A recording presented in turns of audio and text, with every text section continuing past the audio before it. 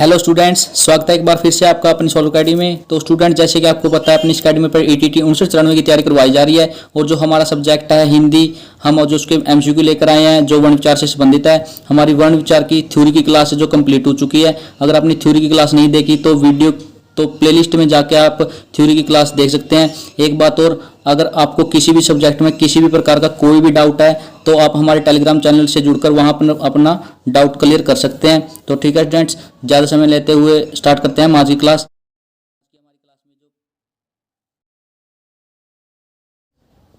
आज की हमारी क्लास में पहला क्वेश्चन है, भाषा की लघुत्तम इकाई क्या है। ऑप्शन ए है शब्द, ऑप्शन बी है पद, ऑप्शन सी है वाक्य, ऑप्शन डी है वर्ण। तो हम इसका करेक्ट आंसर देखते हैं। इसका करेक्ट आंसर है ऑप्शन डी, यानी कि वर्ण। जो भाषा की लघुत्तम इकाई है वो है वर्ण। या हमने आपको थ्योरी क्लास में भी करवाया था। अगर नेक्स्ट क्वेश्चन देखते हैं। सेकंड क्वेश्चन है, भाषा की सबसे छोटी सार्थक इकाई क्या है। ऑप्शन ए है शब्द, ऑप्शन बी है पद, ऑप्शन सी है वाक्य, ऑप्शन डी है वर्ण। हम इसका करेक्ट आंसर देखते हैं। ऑप्शन ए, यानी कि भाषा की सबसे छोटी सार्थक इकाई क्या है, शब्द। यह हमने आपको थ्योरी क्लास में भी करवाया। तीसरा क्वेश्चन है, जिन वर्णों का उच्चारण निर्बाध गति से होता है वे कहलाते हैं।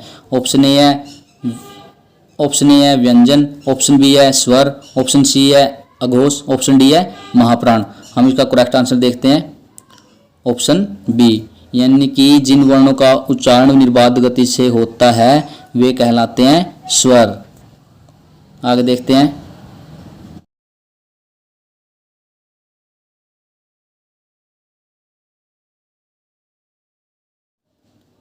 नेक्स्ट क्वेश्चन देखते हैं, जिन वर्णों के उच्चारण में वायु कुछ बाधा के साथ निकलती है वे कहलाते हैं। ऑप्शन ए है स्वर, ऑप्शन बी है सघोष, ऑप्शन सी है व्यंजन, ऑप्शन डी है अलप्राण। इसका हम करेक्ट आंसर देखते हैं। ऑप्शन सी, यानी कि व्यंजन। जिन वर्णों के उच्चारण में कुछ वायु कुछ बाधा के साथ निकलती है वे उनको व्यंजन बोला जाता है। ठीक है, आगे देखते हैं। फिफ्थ क्वेश्चन है, हिंदी में स्वर के कितने भेद हैं। ऑप्शन ए है 4, ऑप्शन बी है 3, ऑप्शन सी है 5, ऑप्शन डी है 2। इसका हम करेक्ट आंसर देखते हैं। ऑप्शन डी, यानी कि हिंदी में स्वर के कितने भेद हैं, 2। कौन से हैं, मूल स्वर यानी कि हरीश्वर स्वर, मूल स्वर को हरीश्वर स्वर बोला जाता है, और एक होता है दीर्घ स्वर। यह हमने आपको थ्योरी क्लास में भी करवाया था। ठीक है स्टूडेंट्स, आगे देखते हैं। सिक्स्थ क्वेश्चन है, मूल स्वर यानी हरीश्वर स्वर की संख्या कितनी है। ऑप्शन ए है 4, ऑप्शन बी है 3, ऑप्शन सी है 7, ऑप्शन डी है 2। ठीक है स्टूडेंट, आप इसका करेक्ट आंसर देखते हैं। ऑप्शन ए, यानी कि मूल स्वर यानी हरीश्वर स्वर की जो संख्या है वो कितनी है, 4। कौन सी है, ए, ई, उ, री। हमने आपको याद करने की ट्रिक भी बताई थी। अयूर जो कंपनी एक प्रोडक्ट बनाती है। ए से हो गया, ए से हो गया अ, वाई से हो गया ई, यू से हो गया उ, आर से हो गया री। आप इसको इस तरीके से याद रख सकते हैं। ठीक है स्टूडेंट्स, आगे देखते हैं। दीर्घ स्वर संख्या में कितने हैं। ऑप्शन ए है 2, ऑप्शन बी है 4, ऑप्शन सी है 7, ऑप्शन डी है 11। तो ठीक है, इसका करेक्ट आंसर देखते हैं। ऑप्शन सी, कितने हैं, 7।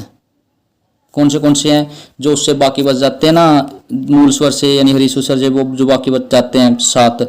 कौन से में, सॉरी, आ, ई, उ, ए, ओ और ओ। ठीक है स्टूडेंट्स, हमने आपको ये थ्योरी क्लास में भी करवाया था। इनमें से हरीश्वर स्वर है, ऑप्शन ए है ए, ऑप्शन बी है ई, ऑप्शन सी है आ, ओ, ऑप्शन डी है ई और उ। हम इसका सही आंसर देखते हैं। ऑप्शन बी, यानी कि इनमें से हरीश्वर स्वर कौन से हैं, ए और ई, ए, ई, और एक था उ और री। ठीक है स्टूडेंट्स, इसके अलावा बाकी 2 भी हैं, ये उ और री। आगे देखते हैं। इनमें से दीर्घ स्वर है कौन से। ऑप्शन ए है ए और आ, ऑप्शन बी है ई और ऊ, ऑप्शन सी है आ और ई, ऑप्शन डी है ऊ और री। इसका करेक्ट आंसर देखते हैं ऑप्शन सी, यानी कि इन दीर्घ स्वर कौन से हैं, आ और ई। अगला क्वेश्चन देखते हैं, क से म तक व्यंजनों को बोला जाता है। ऑप्शन ए अंतस्थ व्यंजन, ऑप्शन बी स्पर्श व्यंजन, ऑप्शन सी ऊष्म व्यंजन, ऑप्शन डी संयुक्त व्यंजन। तो इसका करेक्ट आंसर देखते हैं हम, वो है ऑप्शन बी, यानी कि क से लेके म तक का जो उनको बोला जाता है स्पर्श व्यंजन। और इनकी संख्या कितनी थी, हमने थ्योरी क्लास में करवाई थी, वो थी 25, क से लेके म तक। ठीक है फ्रेंड्स, 11वां क्वेश्चन देखते हैं, य र ल व व्यंजन है, य र ल व व्यंजन है। ऑप्शन ए कौन सा है, ऑप्शन ए है ऊष्म, ऑप्शन बी है स्पर्श, ऑप्शन बी नहीं, ये सॉरी गलती से हो गया, यहाँ पर ऑप्शन सी आना था, ऑप्शन सी है अंतस्थ, ऑप्शन डी है संयुक्त।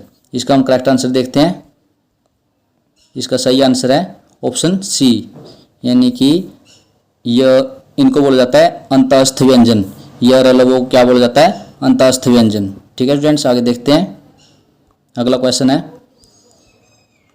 श श स और ह व्यंजन है, इनको क्या बोला जाता है। ऑप्शन ए है संयुक्त व्यंजन, ऑप्शन बी है स्पर्श व्यंजन, ऑप्शन सी है अंतस्थ व्यंजन, ऑप्शन डी है ऊष्म व्यंजन। इसका हम सही आंसर देखते हैं, इसका सही आंसर है डी, इनको क्या बोला जाता है, ऊष्म व्यंजन। ठीक है फ्रेंड्स, आगे देखते हैं, अगला क्वेश्चन है हमारा, अक्ष त्र अज्ञ और स्र व्यंजन है। ऑप्शन ए है संयुक्त व्यंजन, ऑप्शन बी है ऊष्म व्यंजन, ऑप्शन सी है स्पर्श व्यंजन, ऑप्शन डी है संघर्षी व्यंजन। हम इसका राइट आंसर देखते हैं, इसका राइट आंसर है ऑप्शन ए, यानी कि संयुक्त व्यंजन। अक्ष त्र अज्ञ स्र कौन से व्यंजन है, संयुक्त व्यंजन। और जो स्र होता है इसको क्या इसको मिश्रित व्यंजन भी बोला जाता है। क्या बोला जाता है, मिश्रित व्यंजन। हमने आपको ये थ्योरी क्लास में भी करवाया था, स्र को क्या बोला जाता है, मिश्रित व्यंजन। ठीक है फ्रेंड्स, अगला क्वेश्चन देखते हैं, अगला क्वेश्चन है, इनमें से अयोगवा वर्ण है। ऑप्शन में है ड़ और ढ, ऑप्शन बी है य और व, ऑप्शन सी है अंग और अह, ऑप्शन डी है ओ और औ। इसका राइट आंसर देखते हैं, इसका राइट आंसर है ऑप्शन सी, यानी कि अयोगवा वर्ण कौन से हैं, अंग और अह। यह मैंने आपको थ्योरी क्लास में करवाया था। ठीक है फ्रेंड, आगे देखते हैं, हमारा 15वां क्वेश्चन है, हमारा 15वां क्वेश्चन है, इनमें से उत्क्षिप्त व्यंजन है, उत्क्षिप्त व्यंजन है। ऑप्शन ए है य व, ऑप्शन बी है ड और ढ, ऑप्शन सी है ट और श, ऑप्शन डी है अड और ढ। इसका हम राइट आंसर देखते हैं, इसका राइट आंसर है ऑप्शन डी, यानी कि अड और ढ। उत्क्षिप्त व्यंजन कौन से हैं, अड और ढ। इसके अलग अलग नाम भी बताए थे मैंने थ्योरी क्लास में। उत्क्षिप्त व्यंजन को क्या क्या बोला जाता है, उत्क्षिप्त व्यंजन, गौण व्यंजन, ताड़नजात और द्विगुण। आपको एग्जाम में किसी भी नाम से एग्जामिनर पूछ सकता है। ठीक है फ्रेंड्स, अगला क्वेश्चन देखते हैं, 16वां क्वेश्चन है, लुंठित वर्ण है, लुंठित वर्ण है। एक बात और, इसको लुंठित को प्रकंपित और बोला जाता है स्टूडेंट्स, ये बात आप नोट कर लेना, प्रकंपित व्यंजन, मैं लिखना भूल गया।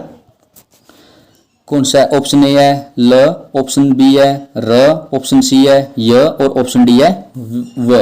हम इसका राइट आंसर देखते हैं, इसका राइट आंसर है ऑप्शन बी, यानी कि लुंठित वर्ण कौन सा है, र। इसको प्रकंपित व्यंजन भी बोला जाता है। ठीक है फ्रेंड्स, आगे देखते हैं, हमारा 17वां क्वेश्चन है, पार्श्व या पार्श्विक व्यंजन है, पार्श्व या पार्श्विक व्यंजन है। ऑप्शन ए है ल, ऑप्शन बी है व, ऑप्शन सी है र, ऑप्शन डी है य। इसका राइट आंसर है ऑप्शन ए, यानी कि पार्श्विक या पार्श्विक व्यंजन, पार्श्व या पार्श्विक व्यंजन कौन सा है, ल। आगे देखते हैं, 18वां क्वेश्चन है, विसर्ग का उच्चारण किस ध्वनि के समान होता है। विसर्ग यानी कि, एक मिनट, हाँ, विसर्ग का उच्चारण किस ध्वनि के समान होता है। विसर्ग कौन सा होता है, ये वाला, ये अ के पाछे दो बिंदु लगाते हैं ना, इसको बोला जाता है विसर्ग। इसका उच्चारण किस ध्वनि के समान होता है। ऑप्शन ए है न, ऑप्शन बी है श, ऑप्शन सी है ह, ऑप्शन डी है य। इसका राइट आंसर देखते हैं सी, यानी कि विसर्ग का जो उच्चारण है वो ह के समान होता है। कैसे होता है, जैसे मैंने लिख दिया छ के पीछे ये दो बिंदु लगा दिए तो ये क्या बन गया, ये छह बन गया। इसको छह बोला जाता है, छह। ठीक है स्टूडेंट्स, यानी कि उस विसर्ग का जो उच्चारण है वो ह के समान होता है। नेक्स्ट क्वेश्चन देखते हैं। नेक्स्ट क्वेश्चन है 19वां क्वेश्चन है, इनमें से द्वित्व व्यंजन का उदाहरण है। ऑप्शन ए है ऑप्शन ए है स्नान, ऑप्शन बी है उन्नति, ऑप्शन सी है अच्छाई, ऑप्शन डी है ग्लानि। इसका राइट आंसर देखते हैं ऑप्शन बी, यानी कि द्वित्व व्यंजन कौन सा इनमें से, उन्नति। यानी कि देखो ये न दो बार आ रखा है, न उन्नति में न दो बार आ रखा है, इसलिए इसको द्वित्व व्यंजन का बोला गया है। अगर नेक्स्ट क्वेश्चन देखते हैं। नेक्स्ट क्वेश्चन है स्वरयंत्र अलजीवा काकले ध्वनि कौन सी है इसमें से। ऑप्शन ए है ड, ऑप्शन बी है अह, ऑप्शन सी है डह और ऑप्शन डी है ह। स्वरयंत्र अलजीवा काकले ध्वनि कौन सी है, हम इसका राइट आंसर देखते हैं। इसका राइट आंसर है ऑप्शन डी, यानी कि ह।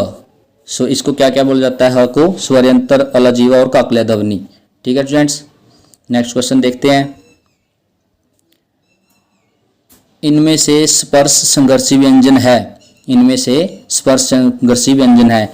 ऑप्शन ए है स, ऑप्शन बी है क, ऑप्शन सी है जह, ऑप्शन डी है त। इसका राइट आंसर देखते हैं ऑप्शन सी, यानी कि स्पर्श संघर्षी व्यंजन कौन से हैं, ऑप्शन सी यानी कि जह। कौन से थे स्पर्श संघर्षी व्यंजन, हमने आपको थ्योरी क्लास में कराए थे, च, छ, ज और झ। स्पर्श संघर्षी व्यंजनों की संख्या कितनी है, 4। और ये कौन से हैं, च, छ, ज और जह। ठीक है स्टूडेंट्स, नेक्स्ट क्वेश्चन देखते हैं। इनमें से स्पृष्ट व्यंजन है। ऑप्शन ए है त, ऑप्शन बी है य, ऑप्शन सी है स, ऑप्शन डी है ल। इसका राइट आंसर देखते हैं ऑप्शन ए। स्पृष्ट व्यंजन कौन सा है, ऑप्शन ए यानी कि त। इनमें से स्पृष्ट व्यंजन है त। नेक्स्ट क्वेश्चन देखते हैं। अर्धस्वर संघर्षहीन इस तौर पर स्पृष्ट व्यंजन है। ऑप्शन ए है प फ, ऑप्शन बी है य और व, ऑप्शन सी है अंग और अह, ऑप्शन डी है य और फ। हम इसका राइट आंसर देखते हैं। इसका राइट आंसर है ऑप्शन बी, यानी कि य और व। अर्धस्वर संघर्षहीन और इस स्पृष्ट व्यंजन को नाम से भी इसको जाना जाता है, य और व को। ठीक है स्टूडेंट्स, नेक्स्ट क्वेश्चन देखते हैं। हमारा 24वां क्वेश्चन है, इनमें से वर्त्स्य दंतमूल है। वर्त्स्य दंतमूल है। ऑप्शन ए है ल और र, ऑप्शन बी है प और फ, ऑप्शन सी है य और व, ऑप्शन डी है श और स। इसका राइट आंसर हम देखते हैं। इसका राइट आंसर है ऑप्शन ए, ल और र। हमने आपको थ्योरी क्लास में कराया था, वर्त्स्य दंतमूल को याद रखने की ट्रिक क्या है, सजरल। आपको सिर्फ सजरल याद रखना है, सजरल। यानी कि स ये ज ये नुक्ता वाला आएगा, इसमें क्या आएगा, ज एक नुक्ता वाला आएगा, उसका र और ल, यानी कि र और ल हमारे यहाँ क्या है, वर्त्स्य दंतमूल है। ठीक है स्टूडेंट्स, आगे देखते हैं। हमारा 25वां क्वेश्चन है, दंत ओष्ठ्य है। दंत ओष्ठ्य मीन्स जिसको बोलने में दांतों का और होठों का सहारा लेना पड़े उसको बोलते हैं दंत ओष्ठ्य। कौन से है, ऑप्शन ए है य और व, ऑप्शन बी है स और ज, ऑप्शन सी है ल और र, ऑप्शन डी है व और फ। इसका राइट आंसर देखते हैं ऑप्शन डी। दंत ओष्ठ्य कौन से हैं, व और फ। हमने आपको ये थ्योरी क्लास में करवाया था। ठीक है स्टूडेंट्स, नेक्स्ट क्वेश्चन देखते हैं। इनमें से संयुक्त स्वर है। इनमें से संयुक्त स्वर है। ऑप्शन ए है अंग और अह, ऑप्शन बी है अ और आ, ऑप्शन सी है ओ और औ, ऑप्शन डी है ई और ई। इसका राइट आंसर देखते हैं ऑप्शन सी, यानी कि कौन से हैं, संयुक्त स्वर कौन से ओ और ओ। नेक्स्ट क्वेश्चन देखते हैं, स्वतंत्र स्वर है, स्वतंत्र स्वर है। ऑप्शन ए है ई और ई, ऑप्शन बी है ए और ए, ऑप्शन सी है ओ और ओ, ऑप्शन डी है री। इसका राइट आंसर देखते हैं, ऑप्शन ए, यानी कि स्वतंत्र स्वर है ई और ई। हमारे जो स्वतंत्र स्वर होते हैं वो कौन से होते हैं, ए, आ, ई, बड़ी, ऊ और ऊ। इनकी संख्या कितनी होती है स्वतंत्र स्वर की, 6। ये हमने आपको थ्योरी क्लास में करवाया था। ये जो स्वर, ये सारे होते हैं, ये होते हैं स्वतंत्र स्वर। ठीक है फ्रेंड्स। नेक्स्ट क्वेश्चन है, आगत या गृहीत वर्ण है, आगत या गृहीत वर्ण है। ऑप्शन ए है ऊ, ऑप्शन बी है फ, ऑप्शन सी है त, ऑप्शन डी है ग। इसका राइट आंसर देखते हैं, ऑप्शन बी, यानी कि आगत या गृहीत वर्ण कौन सा है, फ। और इसके अलावा कौन से होते हैं, एक तो होता है ये ओ, ज और फ, ये नुक्ता वाले आएंगे इसमें, ज और फ नुक्ता वाले हैं। ठीक है स्टूडेंट्स, हमने आपको ये थ्योरी की क्लास में कराया था, ओ और ओ, ज और फ। आगे देखते हैं, हमारा 29वां क्वेश्चन है, इनमें से अल्प प्राण वर्ण है। ऑप्शन, इनमें से अल्प प्राण वर्ण है। ऑप्शन ए है ख और छ, ऑप्शन बी है ध और ड, ऑप्शन सी है घ और झ, ऑप्शन डी है क और द। इसका राइट आंसर देखते हैं, ऑप्शन डी, क और द। हमने आपको थ्योरी क्लास में कराया था, अल्प प्राण वर्ण कौन सा होता है। अल्प प्राण होता है, देखो अल्प प्राण होता है पहला, तीसरा और पांचवा। किसी भी वर्ग का पहला, तीसरा और पांचवा वर्ण अल्प प्राण में होता है। और जो महाप्राण में आता है, तो एक मिनट, ये तो अल्प प्राण में होता है। और ये महाप्राण में कौन सा होता है, महाप्राण में दूसरा और चौथा, किसी भी वर्ग का दूसरा और चौथा वर्ण महाप्राण में आता है। ये देखो पहला ऑप्शन है ख और छ। ख कौन से नंबर पर आता है, क ख दूसरे पर आता है, यानी कि ये तो हमारा ऑप्शन कटा है, ये तो महाप्राण में आ गया। ऑप्शन बी है, ऑप्शन बी देखते हैं ध और ढ। ध किस में आता है, त, थ, द, ध, ये आ गया 4 नंबर पर, ये आ गया 4 नंबर पर, तो ये भी महाप्राण में आता है। ऑप्शन सी है घ और झ। घ देखो क, ख, ग, घ, ये भी चौथे नंबर पर आता है, ये भी नहीं, ये भी यानी कि महाप्राण में जाएगा। ऑप्शन डी बच गया, यानी कि हमारा राइट आंसर क्या है, ऑप्शन डी। आप एक बार देख सकते हैं, क कितने नंबर पर आता है, किसी क वर्ग में क ये पहले नंबर पर आता है, एक हो गया। और जो ये द होता है त, थ, द, यानी कि ये तीसरे नंबर पर आता है। यानी किसी भी वर्ग का पहला और तीसरा वर्ण अल्प प्राण में आता है, पहला, तीसरा और पांचवा वर्ण वो अल्प प्राण में आता है। और किसी भी वर्ग का दूसरा और चौथा वर्ण वो किस में आएगा, महाप्राण में। ये हमने आपको थ्योरी क्लास में बिल्कुल, ये हमने आपको थ्योरी क्लास में करवा रखा है। अगर आपने थ्योरी क्लास नहीं देखी तो आप वहां पर जाकर देख सकते हैं। नेक्स्ट क्वेश्चन है, इनमें से महाप्राण वर्ण है। महाप्राण कौन सा बताया था मैंने, महाप्राण एक बार लिख लिया हम। महाप्राण कौन सा बताया, किसी भी वर्ग का दूसरा और चौथा वर्ण महाप्राण में आता है। ऑप्शन इसके देखता हूं कौन सा, इसका आंसर कौन सा आएगा। ऑप्शन ए है ग और च, ऑप्शन बी है ध और फ, ऑप्शन सी है ज और न, ऑप्शन डी है त और म। इसका राइट आंसर देखते हैं हम, ऑप्शन बी, यानी कि ध और फ। एक बार आप देख सकते हैं महाप्राण में कौन से आते हैं, महाप्राण में आते हैं किसी भी वर्ग का दूसरा और चौथा वर्ण। ऑप्शन ए देखते हैं क, ख, ग। द, ग कौन से नंबर पर आया, तीसरे पर, यानी कि ये तो पहले ही कट गया। ऑप्शन बी आया ध और फ, यानी कि त, थ, द और दह, ये आ गया चौथे नंबर पर। और फ कौन से नंबर पर आया, प, फ, यानी कि ये आया दूसरे नंबर पर। यानी दूसरा और चौथा वर्ण किस में आता है, महाप्राण में आता है। तो ठीक है स्टूडेंट्स, आज की क्लास हमारी यहीं पर खत्म होती है। इसके जो बाकी के एमसीक्यू बचते हैं हम वो नेक्स्ट पार्ट में लेकर आएंगे, और इसका नेक्स्ट पार्ट हम जल्द से जल्द लाने की कोशिश करेंगे। उम्मीद करता हूँ आपको ये वीडियो अच्छी लगी होगी। अगर अच्छी लगी है तो वीडियो को ज़्यादा से ज़्यादा शेयर कीजिए और अपनी अकेडमी सोल्वर अकेडमी को सब्सक्राइब भी कीजिए। तो मिलते हैं नेक्स्ट वीडियो में, तब तक के लिए thank you, thanks a lot.